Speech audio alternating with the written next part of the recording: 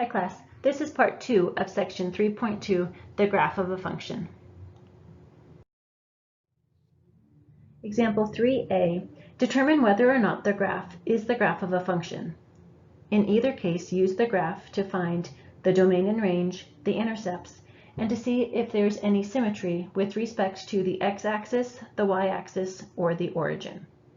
Okay, so determining whether or not you have the graph of a function requires using what is called the vertical line test. So if I draw a vertical line anywhere on the graph and that vertical line intersects the graph more than one time, then we do not have the graph of a function. Okay, so determine whether or not this is the graph of a function. I would just say no, not a function.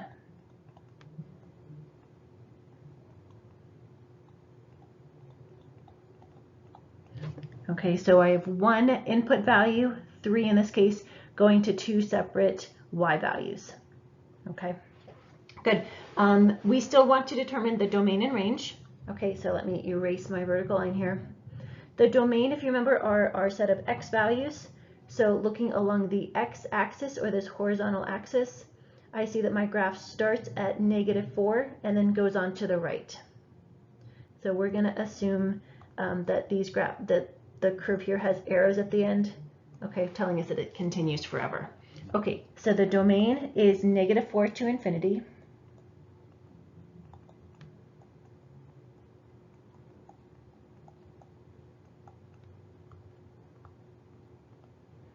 The range are the y values that we get back.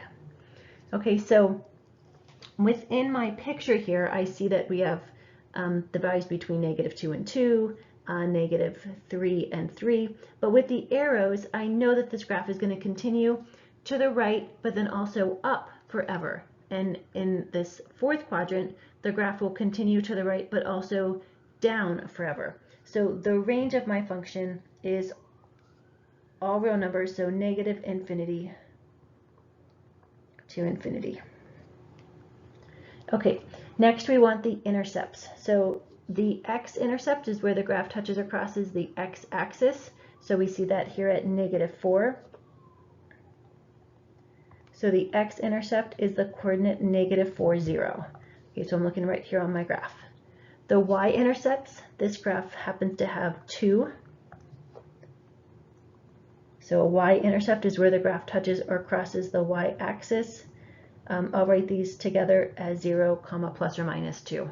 Okay, this is also another way, to tell that we do not have the graph of a function. The input value of 0 is going to two separate y values, okay, or output values. If I drew my vertical line along the y-axis, I would cross the graph twice.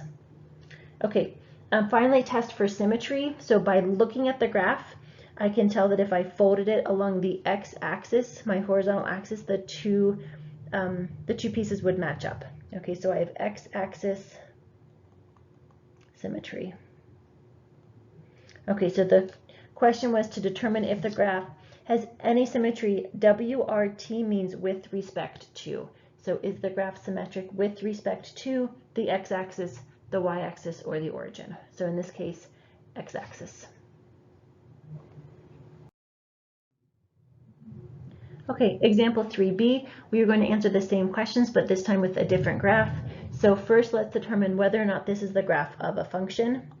Well, we see that if we draw a vertical line, that vertical line will go through the graph at most one time. So yes, we do have the graph of a function.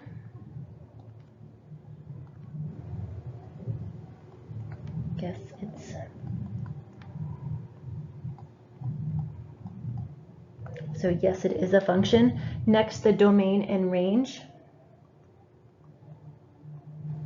So the domain are our x values. So we see that we're going from -1 along the x-axis to +1 on the y-axis. So -1 to 1. The range, same thing actually, right? We're down here at -1, and then we go up as high as +1 when we look at the y-axis.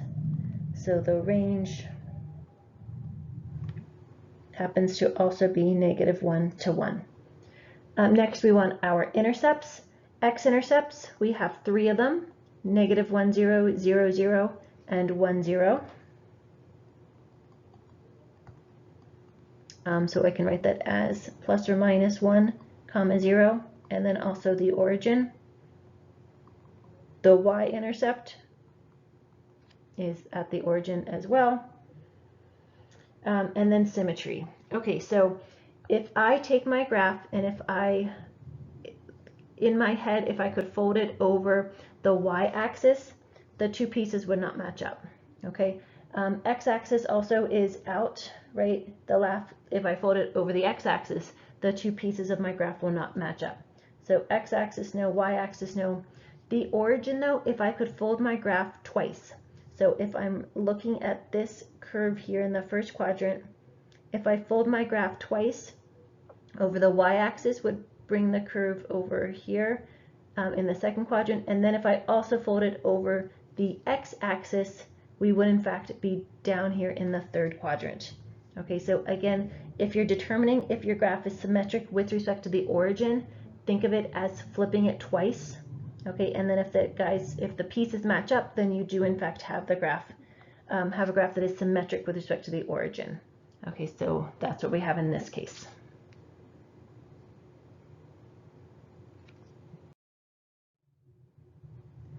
Example 4. Consider the function g of x is equal to negative 3x squared plus 5x. Part A asks, is the point 1, negative 2 on the graph of the function?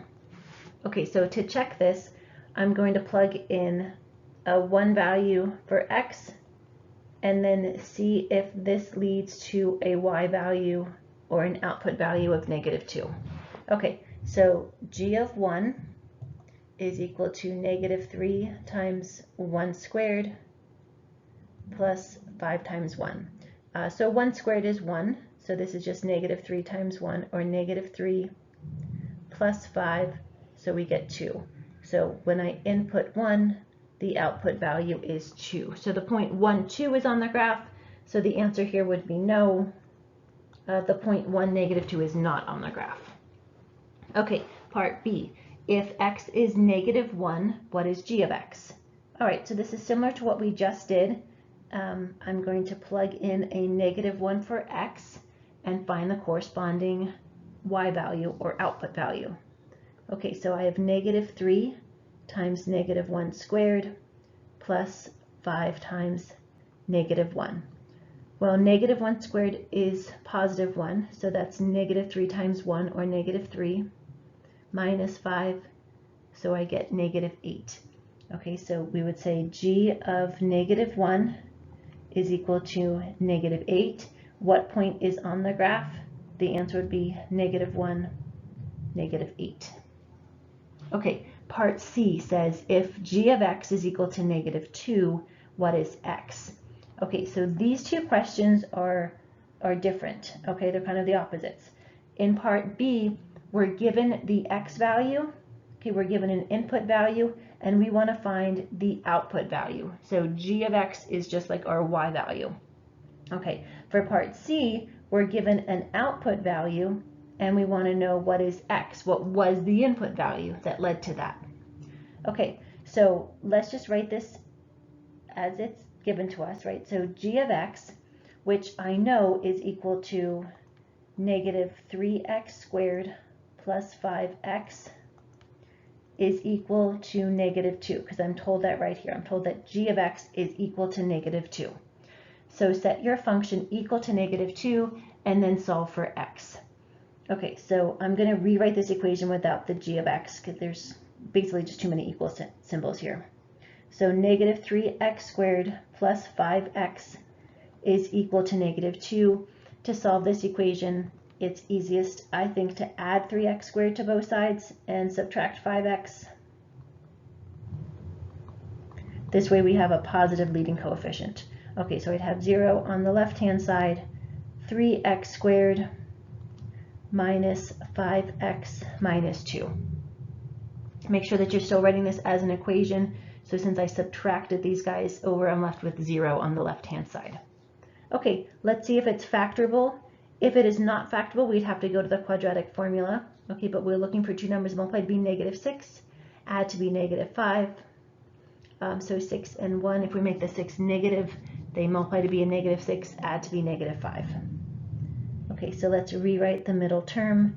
3x squared minus 6x plus x minus 2. This is now equal to 0. Factor out a 3x, and we're left with x minus 2.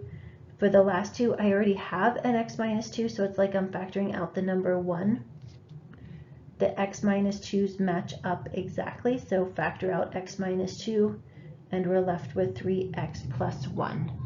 Okay, if at this point in the class, if you still have questions on factoring, please send me an email so we can go over it one-on-one. Okay, so the product of these two binomials is equal to 0. So that means one of them is 0. So if it's x minus 2, then x is equal to 2. 3x plus 1, we'll set that equal to 0. Subtract the 1 over, and then divide by 3. So we'll come up with negative 1/3. So we have positive 2 and negative 1/3 for our two x values.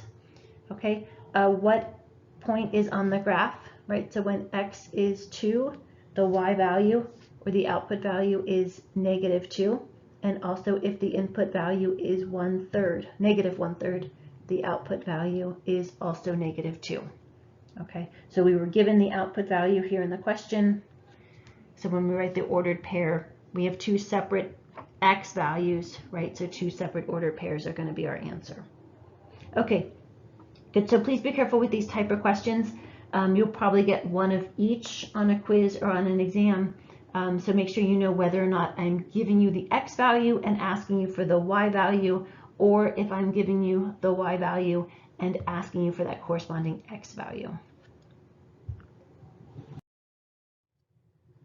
Same function. Part D now, we want to determine the domain of the function. Well, we have a polynomial, right? It's a second degree polynomial. No restrictions, right? We don't have a denominator to worry about, and I don't have a radical symbol. So the domain is all real numbers. List the coordinates of the x-intercept. Okay, so remember, if we're looking for x-intercepts, excuse me, if you want an x-intercept, we let y equal 0. So we'd have 0 is equal to negative 3x squared plus 5x. Let's take out a negative x, and then we're left with 3x minus 5. Okay, so either x is equal to 0 or 3x minus 5 is equal to 0. Add the 5 over and divide by 3. That x is equal to 5/3. Okay, so we're asked to list these as coordinates. So 0, 0 is a coordinate, and then the second one, 5/3, comma 0. List the coordinates of the y-intercept. So remember, to find a y-intercept, we let x equal 0. Okay, so I actually already know the answer. G of 0 is just going to be 0 squared is 0 times negative 3, so we get 0 plus 0. So G of 0 is simply equal to 0. Right, I actually already knew that since it happens to be one of my x-intercepts as well. You don't have to do the work for this one if you already know the answer. If the origin was an x-intercept, it is going to be a y-intercept as well. If you know you have a function, there can only be at most one y-intercept.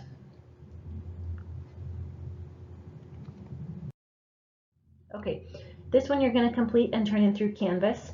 Okay, so the function's a bit different. This time we have a rational function, so a numerator and a denominator. First question, is the point 1, 4/3 a point on the graph of the function? Okay, so I did one similar to that with my function g. Okay, and then b and c are the ones that we talked about earlier. So for part b, I'm giving you an x value, so x is negative 1. What is f of x? Okay, that's the output or the y value. For part c, f of x is equal to 2. What is x? So here I'm telling you the output and saying what was the input. Okay, and then what point is on the graph for each of those, so you're writing your answer as an ordered pair. Okay, good luck. Let me know if you have any questions.